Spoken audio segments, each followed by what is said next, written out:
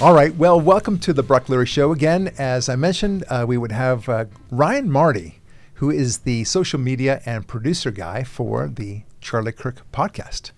And we have him here with us in the Barak podcast. And so excited to have you here. Ryan, thank you for coming. Excited to be here. Glad to be here. All My right. hometown. Got to come back from Phoenix. So the Charlie Kirk whole production is in Phoenix, right? Yeah, he has so in it's, Phoenix. I had the good fortune of visiting the campus, as it were, a Turning Point campus. It was a lot of fun, a lot of things going on. And then I got to meet this Ryan Marty guy, and I just think he's the cat's meow, because he's just got a very interesting background story. And he's Charlie Kirk's, very strong right-hand man. What would you say? I help him on the show. There's a whole team. We have Yeah. plenty of people, but I am one of those that are helping him directly with the show, Yeah. get the assets, and then also on the social media side, running some of the socials. It's a team effort, obviously. We have editors and everyone, but I am part of that, and it's Look at this modest guy. yeah. I think he's very modest. We run a big a big production. There's a lot of people involved. I definitely cannot take credit for that. That's very nice. No, Yeah. that's true. There is a huge operation out there. And one of the things that you really come away with when you visit the Turning Point campus, and I really mean it as a campus. Oh, it is, yeah. They've got like 6 buildings. We there. got, I think we have 5 of the 6, Five and of we're the 6. trying to push for the last one in the little block. I see. I had this image of whoever's in that 6th building, Yeah. looking through the levers of the windows, like, I know they're coming after me. They ain't gonna take me. They won't do it. It's a dental distribution center, so I think Yeah. it's like their state headquarters. So I don't think they're gonna give it up anytime soon.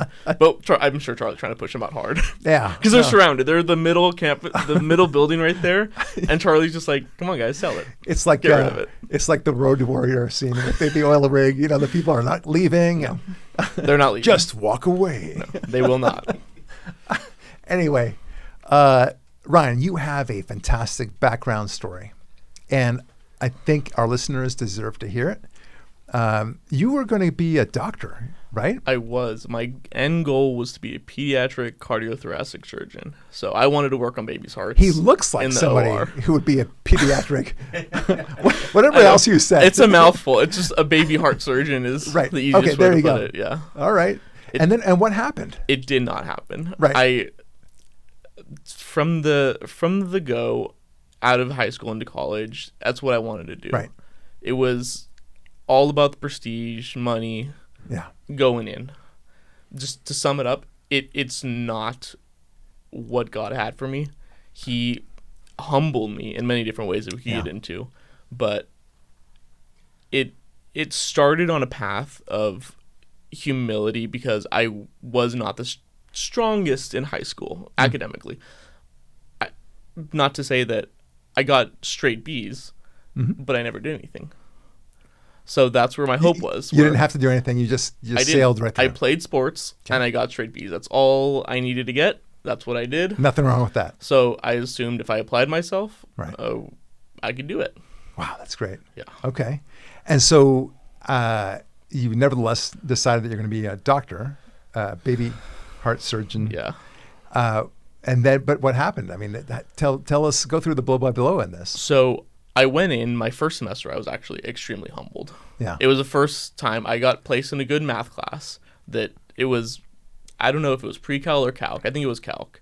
And I'd only done algebra 2 in high school. And that's just where I placed. Because I did well in the SAT, so they just placed me. I was like, okay, cool. This is at Cal State Northridge, too. Okay.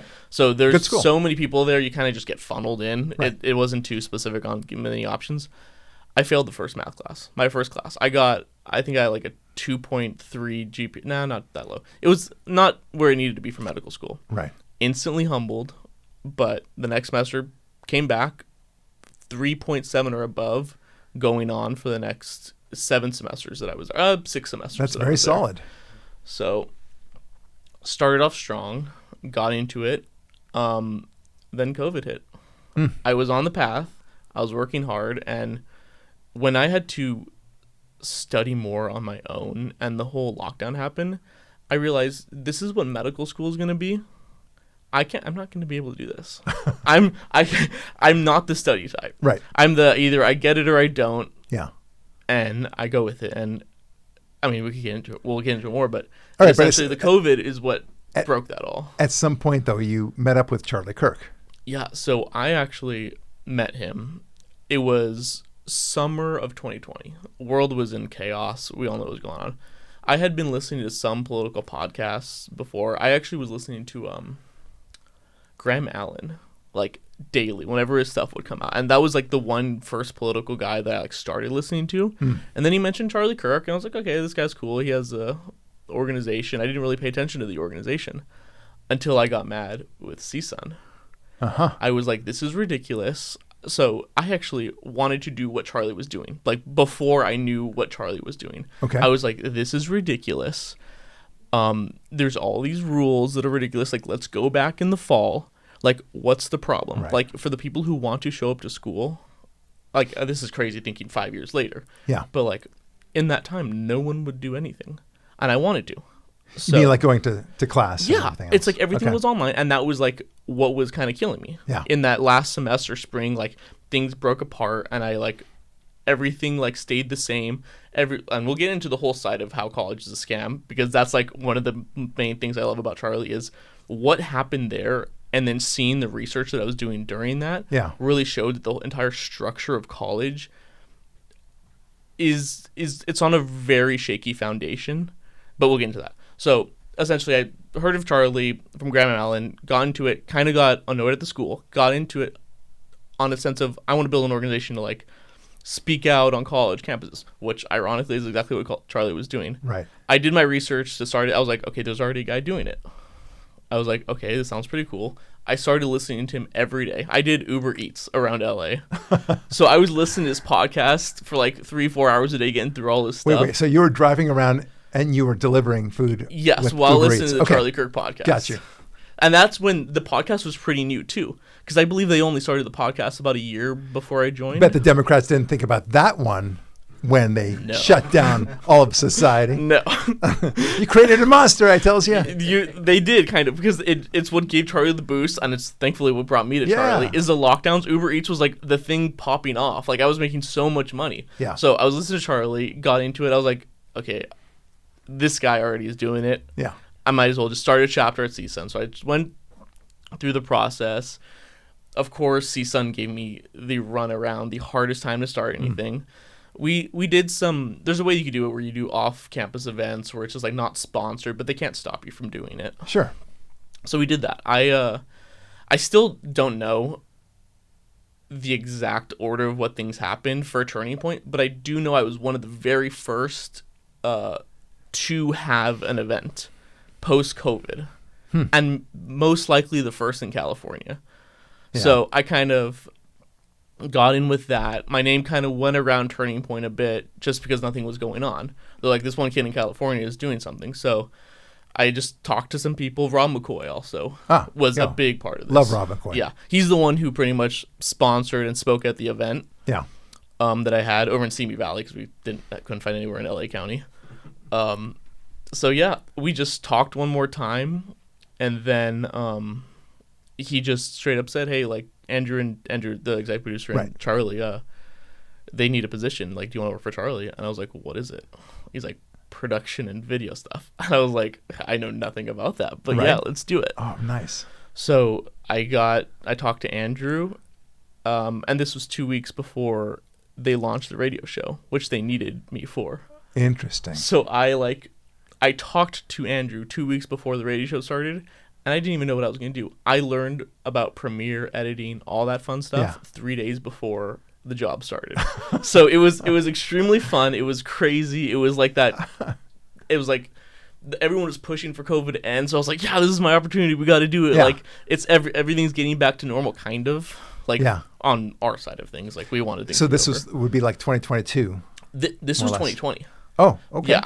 This So- I feel like things, I don't know. In my head, I wanted COVID to end like I wanted it. I It's thought like it was over maddening. the summer. I mean, Yeah. I thought the 15 days was to flatten the curve was absurd, I and it know. was, as it turns out. It But was wild, but yeah. So I had my first event on September 11th. I had it like totally patriotic, like had to Sure. do it on that day, because it was 2 weeks before that I had met with Rob the first time and got into contact with Charlie.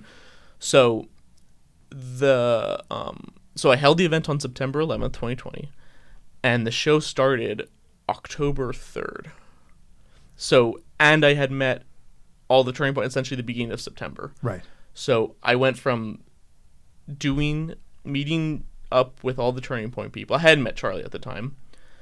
Meeting Rob, holding the event, to being a producer on the show within a span of like a month. Wow. So it like was exactly what I needed. And it saved me from, and the part that saved me from medical school is I was still going to do it, but I was like unsure how it was going to be. Right. And I wanted a way out. And thankfully, Charlie gave me that reason to leave the whole thing. And he actually told me, like, you're dropping out of college. I was like, I am? He's like, yeah. It's a scam. Here, read my book. Yeah, exactly. I think that's a wonderful background. But also, I mean, at some point you said to him, listen, I want to keep this in my back pocket. I'm thinking about returning from medical school. But I did.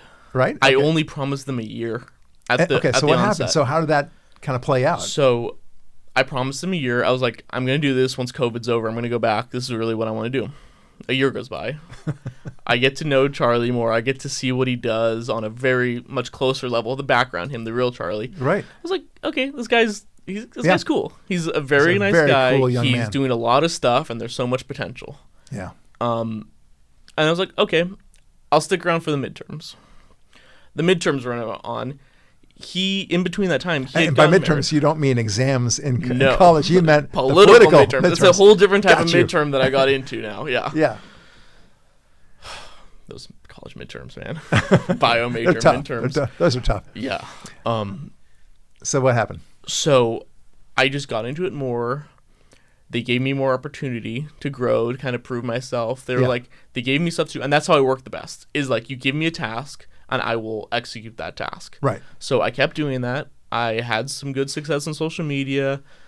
The show was going well. I really got to meet him, and I was like, okay, I'm kind of stuck. So at that point, I kind of totally ditched college. I stopped like updating the enrollment. I was like, whatever. And in that period, Charlie got married and had kids. So I was like, okay, this guy's serious. Right. And I always wanted to have kids and a family, and I knew that wasn't going to happen in medical school. Like, we all know that like that's one of the highest divorce rate career is a surgeon, especially if not doctors. Yeah. No, I agree.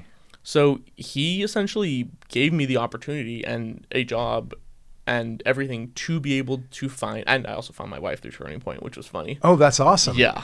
So she's lovely. She's beautiful. Yeah. This is awesome. Like, and now we have a kid. So and he's really cute. Your kid. Oh my gosh. Hopefully one of many more, as we've talked about before, you and I. Definitely. Okay, so that's really awesome. So basically, you realized, why would I leave such a good thing? No, he gave me the opportunity to have a family and to do something meaningful. Not that being a surgeon is not meaningful. Of course. But it was different. Rob told me one night when like shortly after I'd started, he's like, you wanted to be, I can't remember the exact phrase and I really want to like know what it was, but he said, you're not going to be a heart surgeon anymore. You're going to be a mender of men's hearts or something like that. Wow. Which was, I really wanted that. to like rethink of that quote because it was really powerful, because like, I'm not going to physically be fixing anything anymore, but I'm going to be working with Charlie to get our message out. Yes. And to really like bring people to Christ and do what we can to save this country, to set it right on a path that we. And you know, it's great because, I mean, I'd love to, since you brought it up, I'd love to talk about your faith and how that played into it. As you know, I'm Jewish, and I just love my Christian friends. I just love them. I love Charlie for his advocacy of Christianity. My next book is about having more Christians in the world. I want more Christianity. I want more Judaism too. But the reality is Christianity is like the major religion out there, and we need more of you guys. So you're doing your part to have more kids. Yes. And also influencing people to the good and to Christianity. Yeah. And I think it's awesome. I mean, keep up the good work on this. So when Charlie knew that you were a fellow Christian, did that help you, or what do you think? To be honest, at first we never really talked about it. Okay. But I think it was self-evident in the fact that I was referred to from Rob, And Rob sat me down in his office, like before he even offered. He's like, "Let me get to know you more." I actually had an interview with him, not even knowing it was an interview. I think that's how he formed it, because I just sat there. We were going to talk about another Turning Point event we were going to do with Charlie. And then, you're talking about, yeah. Okay. And then he just starts asking me questions about my life, and I just went along with it. I was like, "Yeah, whatever, let's go." Hour later, I realized, oh, that was kind of an interview, wasn't it? And that's when he offered me the job. Nice. So we went through all of it. It was kind of funny. It's a good story. Yeah, I love it was. this. It was very interesting because I was just sitting there, like, just talking to him. Yeah. Like, oh, I guess he's interested. Whatever. That's great. So yeah, we went through all the faith on all that and how COVID really like changed how I understood God's plan. Yes. And how it works. So I'm sure that right. It was kind of assumed that. I'm going to say something that I think I have no doubt you'll agree with, which is I think that COVID really laid bare how evil the Democrat Party has become when it comes to its manipulation of the media and the public at large. Yeah. Look, I think, and I know that we agree with this, you agree with me, I think God wants us to be together. He wants us to be good to one another. He wants us to connect with one another. Absolutely. This is what I love about Charlie and his whole program is he connects us. It's a gift. And I think Charlie really has maximized his gift. He has an ability to connect with people, treat them with respect, and at the same time show them what's what. But the connection is very powerful. That's his whole message as he goes on college campuses. I mean, he's surrounded by people. He's connecting. He has a gift to communicate. Yeah, but but when you realize that connection is there, great things flow all from that. And here they were, going back to COVID, saying, okay, there's this new virus out there. We don't want you to connect with anybody. Like, whoa. That violates everything that we Christians and Jews know about God, that he wants us to connect. 100%. And then to add insult to injury, they closed the churches, but they kept the strip joints open. Yep. Like, that doesn't sound right to us, right? Yeah. So, I mean, it's as if he wanted to make, as if the Democrats wanted to make clear that they were doing evil things. Yeah. I think I think some of what the Democrats do is intentional, but I think a lot of it is accidentally evil. Yes. Because they refuse they can't help the foundation of a faith that lets them do good and tells them right and wrong. And without that moral playbook, yes, you're going to fail without knowing it. Yeah. And that's why they're stuck in that cycle. That's a great way of putting it. I really like that. That was from Charlie. That's what Charlie said. I appreciate it, but he's right about that. It is a cycle. Look, without God, you don't have that. We talk about moral compass. It's an overused phrase, but it's actually a very apt phrase. There it is. There's north. Yeah. That's the direction you need to go. And without that moral compass, there's that phrase, nothing, you just kind of go all over the place. You're like a sailboat. We've used this metaphor many times. Without a sail, without a rudder, but you're moving somewhere. You don't quite know where. You will float around with the currents. But that doesn't mean that you're going in a purposeful direction. You're going somewhere, but not with any purpose. It's better to have a rudder and a sail that you can control, and despite the winds coming at you, you can still go right through it. So sailboats are a very powerful metaphor for people in the writing business and cartoon business, and for that matter. Anyway, it sounds like. So tell me, when you do media. What do you look for when you want to help Charlie or the team out, generally speaking? What's your angle toward bringing great things to light? So I think it starts with the foundation that Charlie is an excellent communicator. From there, once you have a talent that is able to articulate these ideas, it goes really deep into how social media works, how the mind works, all the things that keep us addicted to social media is unfortunately part of social media, so you can't ignore it. Like, it must be like nothing bad. We don't obviously try to trick people into watching things. Right. It's actually the exact opposite. We post the full content, unedited. You do. And Yes, I've noticed 100%. that. The only things we will edit on YouTube is if it's not against YouTube community guidelines. And we have the full thing on Rumble. So if you really want real free speech, go to Rumble and watch it. YouTube, we have to play by the rules because we don't want to be deplatformed. Right. And you can see how many views we get there. So wow, that's awesome. It's not worth messing around with. It is true. You do show the whole event. And why not? I mean, what have you got to hide? We don't. That's the whole point. The Democrats come to debates, come to conversations with pre-scripted questions and answers and talking. Charlie shows up not knowing what anyone could walk up and ask whatever they want. Right. It's not scripted. We post the full thing because we have something to talk about and a stance that is true. Yeah. It's rooted in the truth. Every one of them coming up to Charlie, at least the naysayers, they think they each have a zinger on Charlie. And he doesn't even know what they're going to say every time. Here's the advantage Charlie has. But what I'm about to say is, like, he's a great chess player that plays with 20 people at the same time. Yeah. But and he wins. And the reason why, I think, is, first of all, he's got direction. He's got truth on his side. I feel very strongly that's the case. But also, I mean, in fairness to everyone who's attacking him, he's heard every question before. He has. Isn't that fair? I mean, they'll say, especially on the transgender stuff, I see that all the time. How can you deny my identity as a woman when it's a dude, right? Mm-hmm. And Charlie correctly says, why are you letting me define you? Why do I have to deny you or not deny you anything? So he's got the right answer. It's fantastic.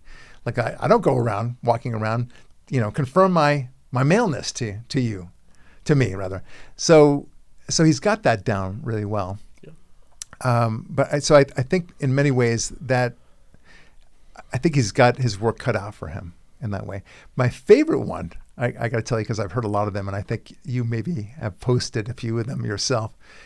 But when these people come in, and there's one woman in particular, she had like a shake in her hand, a pretty woman, I remember. And she clearly had just kind of come to the scene, decided to put herself in front of the microphone and say, do you think it's really fair, what with you being so much more knowledgeable than us? and Charlie correctly says, would you like me to dumb it down for you a little bit more? Shall I pretend not to know things? Aren't you a voter? I'm a voter too. Don't you want to be an informed voter? Like, that's a good response. But like, what a preposterous thing to say. Like, would you say that in a courtroom? Like, Your Honor, it's no fair. My opposing counsel is far more experienced and more sophisticated and more knowledgeable than me. Therefore, he should lose. Right? Yeah. Yes, you're right. Yeah. And verdict for the plaintiff. These are voters in college who could be sent off to war. Yes. And yet we can't talk to them. Yeah.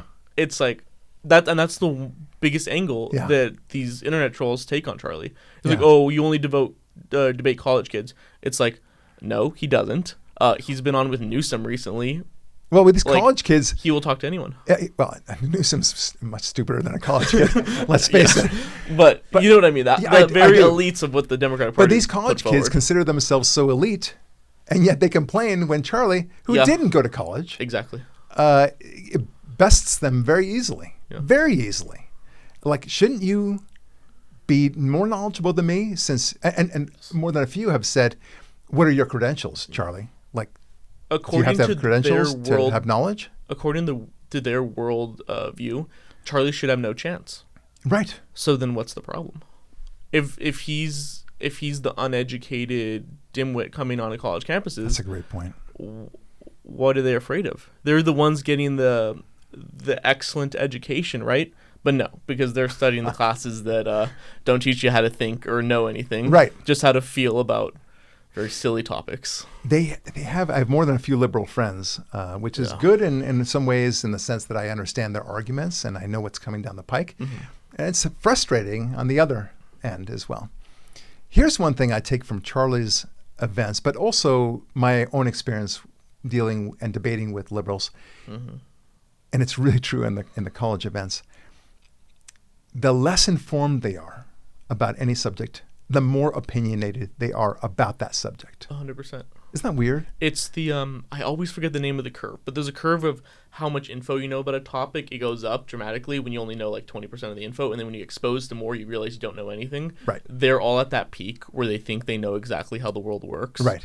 And that's how I wasn't like obviously leftist. I was always conservative, but that's where I was going back to my story. In 2020, Right. I thought I knew exactly how God worked, Mm-hmm. how everything worked, and then He kicked me and the world right in the butt. And some people did not come out of COVID for the better, but thankfully I was able to see what happened and came out of it a warrior. Oh yeah, now no, you totally did. a culture warrior, they like to call it, but I love it. Warrior for Christ too. But it always meant stuff. But Thank you for your warrior for Christ and for the culture as well. We need you. Yeah. It is fascinating how you said, I like that, God kicked you in the butt. Absolutely. And that's what happened to me too. I was a staunch liberal. I was a staunch atheist, as you know, and fighting myself all the time. And that's part of the reason why I write my books. Yeah. I want to undo myself. I want to prove to myself how wrong I was. And I keep on showing how wrong I was. And I'm so embarrassed now. And I was so righteous back when I was an atheist. This is the middle of college. I was one of those kids. Yeah. And now I really feel so comfortable in my love of God and my belief in God. I know that God is real. Yeah. And I'm so thankful to my Christian friends who helped me see that God was real. It was very cool. Yeah. But kicking you in the butt is great. COVID really helped in many ways. We talked about the relationship, and I'd love to hear your thoughts about how you think COVID hit the younger generation. Because you were in the middle of that, right? During high school or college? I was in my third year of college, and my brother was in his third year of high school. So I saw how it affected both levels of those educations, and I'll go into it.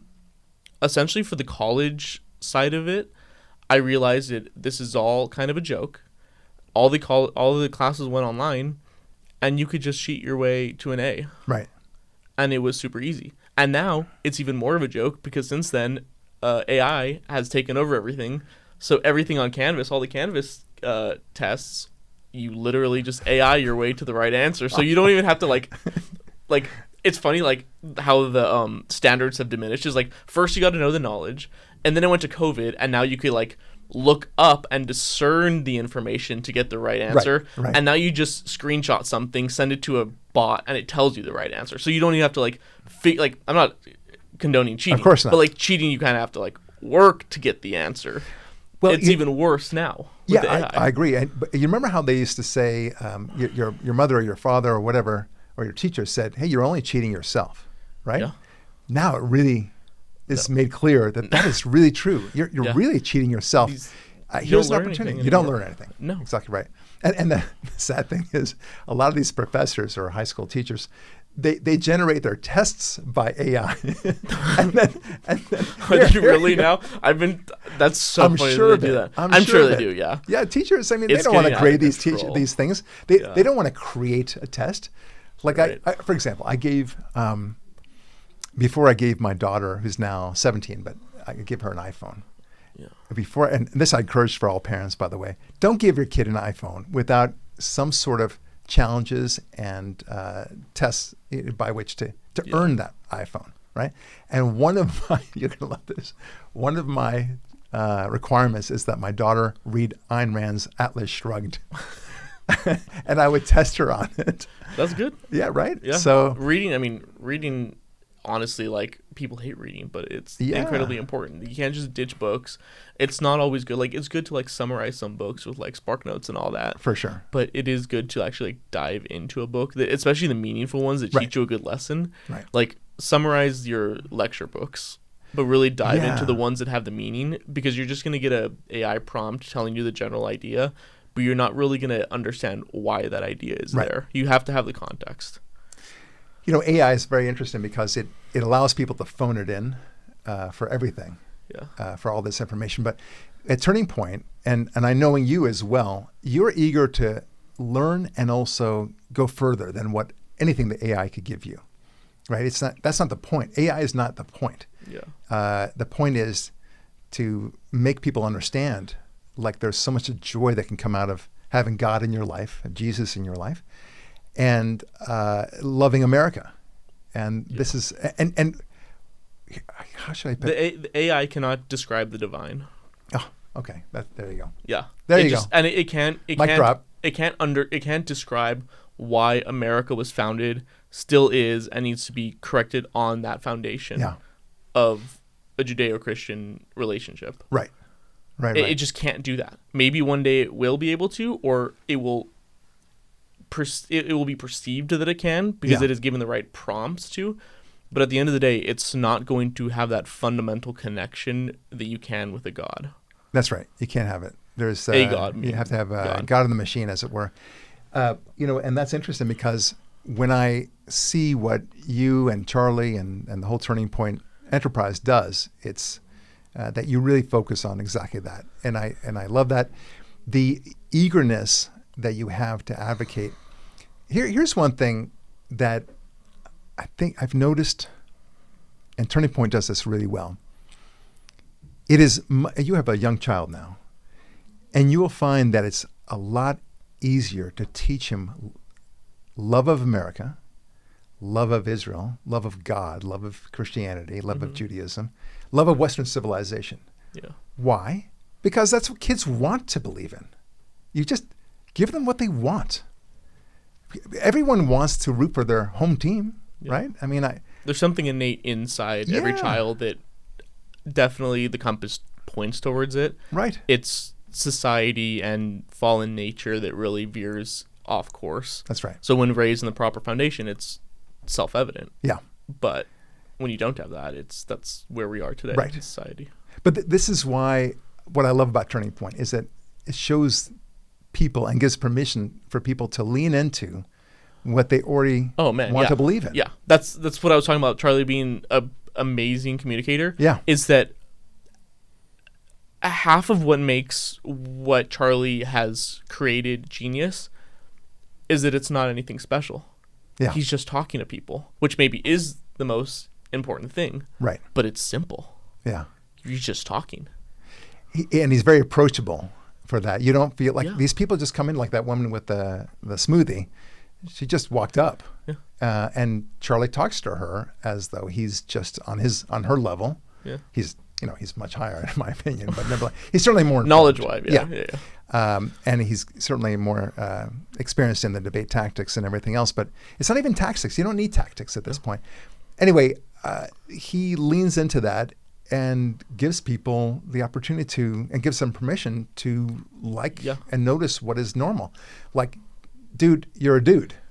That's it, right? And there could be no more emblematic moment than exactly that. Yeah, it's the encouragement to the people the kids on campus and the people watching to be able to live out their life and not be afraid. And at the same time, the amount of comments and emails that he gets and we get, the team, of people whose minds were changed. Yeah. Is incredible.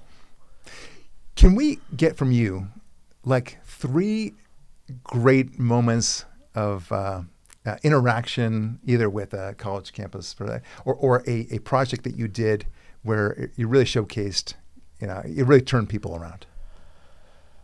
Oh man, like 3 specific examples. I mean, it is so tough because we have so many of them. Yeah. I think the one that I'll point to that just comes to the top of my mind, given the election just happened and we're in control, and really showing how it what Charlie does influences the culture and is actually doing something meaningful, right, is one of the very first videos that we posted on TikTok, which we had just started right before the election, was one of I don't remember if he was a student or something, but he was like a younger adult and was talking about his family was like struggling under Biden, has been continuing to, and how everything was amazing under Trump and things were perceived in the right direction. They had, on the moral level, the country was going where we wanted to go. We were fighting Roe v. Wade, all that kind of political stuff. Right. And it was the simple perspective to people watching that video that, hey, other people see that this is not what we want under the Democratic rule. And that thing got 20 million views on like a week. Wow. And it's just that perspective of these people exist, and Hollywood and the mainstream media make it seem like it's only the crazies and the fringe. Right. Because Hollywood and the media are all very liberal. Yeah. It's all central casting kind of on the lib side of it. So they project I was watching this show. My wife and I, we love watching like our TV at night and like totally zoning out. We'll watch all the stuff on like all the different platforms. I won't give the name of the thing because I don't want to promote it. Okay. But it was a show on one, like a very lib-coded show. And it just straight up mocks conservatives. And everyone knows what I'm talking about when they do this. They're like, and it was the very first one that I saw January 6th directly referenced because they were talking about someone and it was like, it was an investigator or something talking about his background. It's like, yeah, he was a January 6th insurrectionist, blah, blah, blah. I don't remember the exact term. They used the word. It was the first time I've seen it. Yeah. In like media where they're talking negatively about this when most of the people, went there like were just touring. Like some violent stuff. Like we all know what happened. But it really paints us in a negative view. Both conservatives, Republicans, and religious Christian or Jewish people in a negative light and mocks us. And that's what everyone sees. Yeah. And what is the success of Charlie's entire existence right now, his life's work, is to show that that is not the truth. Right. That is only one side of the story. Awesome. And we have another side of the story that when you hear it, it will and can change your life. Wow. That's great. Yeah. That's great. If you really take hold of it. Any specific story that you're just like, that was cool. That was an awesome moment. Oh man, I could send you some. We could throw in some videos. Okay. After, if you want to just throw them in here, all right, that we could play. I've been driving all day, so I'm like, that's okay. I'm like, yes, yeah, my memories from and we'll throw specific it in. Videos is so hard to like bring one out, but we'll definitely do that. All right. Well, here so are some many. right now. He sent it to me, and boom. All right, and we're back now after playing those posts. Those are pretty good. They'll be worth it. I see them all the time. I'm Yeah. sorry. It's just like off the top of my head. My brain works too fast to think of all the different ones. Sure, I'm trying to sure. think of the best one and then. Well, look, I see a lot of these posts, and I enjoy them so much, especially the God aspects of it. I'm consumed by the proof of God, and I tell all my followers and people I speak to. I do a lot of speeches as well, and not at all as much as Charlie, but still, I say the number one thing that I really recommend to everyone is please find God. Yeah. Find Him yourself. Don't just believe in God. Believing is great, but you got to find Him. I'll give you one that's actually going viral right now that we posted this morning on the faith side of stuff. Yeah. It was one where a student came up to Charlie, and it's blowing up right now. Charlie's like getting texts and everything about it. Yeah. A student comes up, says that the Bible condones slavery. And Charlie goes through his whole thing. It's like, okay, it doesn't endorse slavery and everything, but the video is about 13 minutes long. Right. And Charlie kills it. I'm not even going to try to defend the position because I'm going to miss something and whatever. Right. But we can both know, and they use specifically the Old Testament in, I think, Leviticus and some of Exodus. Right. So that's something we both understand. It's like both of our sacred scriptures. It's Sure. The Torah. The Torah, yeah. I was almost saying the Tanakh. I know. It's like I'm almost there. Charlie knows the stuff, and I listen to it, so it's kind of funny. I almost know all the terminology on the Judeo mixed side of how we share our scriptures, but so it's interesting to see how the one thing that really drives the left like crazy over anything is the religion. Yeah, they cannot. They will not, I think, accept that they are not God. Wow. That's a great way of putting it. It's the mindset is that they need to understand and their lives will improve is there is a God and you are not him. Yeah. And I think that's the foundation to start to turn this country around. Yeah. Is to point toward that. Yeah. And once that hurdle is crossed, and it's a tough one because we're just going less and less religious as a country, right? And we're importing a lot of the Middle Easterners, which Charlie's also going viral for right now, right? Saying that Islam is not compatible with Western civilization. He's right. I mean, I think they should agree with that. I think since they're trying to destroy Western civilization, Yeah. I think they would probably agree with that. Yeah. So specifically toward a God that is the God that we believe is the God. One, their life will improve. They Yeah. will be happier. Society will be better. For example, I was driving here and the road rage right in front of me. I was not involved. I just witnessed it. Right. And the thing that they were going back and forth, it was kind of like traffic, LA traffic. So they were kind of doing their thing. The one part that like, okay, I understand like anger, all that kind of stuff. Yeah. But some guy chucked his like trash out the window at the guy. And it's like, okay, everyone has their anger moments. Even no matter how good, quote, of a Christian you are, everyone gets mad. Right. And the road rage, I understand. But the lack of caring about the community to trash the town that you live in, the area that it's no connection to the ground, which shows a no connection to anything divine, any importance of creation. Right. So when you disrespect creation on that level, you can't respect or love anyone. You cannot love your neighbor. You cannot love your spouse, your friends, nothing. So true. You don't respect and love anything. Without that, you have a society that cares all about themselves at heart. Like everyone cares about themselves at some point, which I'm not going to like claim that everyone is perfect. But. And look, we'll never know for sure, but I guarantee you that guy, the road rage guy, threw the trash was not a Christian. I don't judge, but yeah, probably. Right? I try not to. Well, technically, Bible says we are to judge and to help align, but I cannot eternally judge, which I will not do. But here I will judge him that he definitely was not on the right path. Yeah, no, it's like you don't want to be near that guy. He could be dangerous. He definitely voted for Biden or for Kamala, whoever the heck run. Whoever ran. I don't know. No, look, I think we're talking about God as a verb as opposed to just believing. Yeah, and that's good. God is a verb. Yeah, and I often make the analogy is that like just believing in God is nice. But that's like saying, I believe in exercise and never going to the gym yourself, right? Exercise is awesome. And the doctor telling you what to do and everything else, but he himself doesn't do it. God is a noun until you understand that it is a verb. There you go. That is, I like that. Cool. Well, we definitely think so much alike, Ryan, and I just love having you here, and I thank you for being on the Barak podcast. You have a riveting story. Oh yeah. And I'm so grateful to you and your support of what Charlie Kirk is doing. And I know you're an important player. And Charlie will be the first one to say, "Look, it's not just me. I'm the man behind the mic a lot of the times, but I can't do it without the great support that I have." And he's got that in you. And I just loved your story, the medical school story. Yeah. And now that I've met you even more, and I've met your lovely, beautiful wife and your very cute son. Thank you. May I say you go, we say in Judaism, we say, may you go from strength to strength.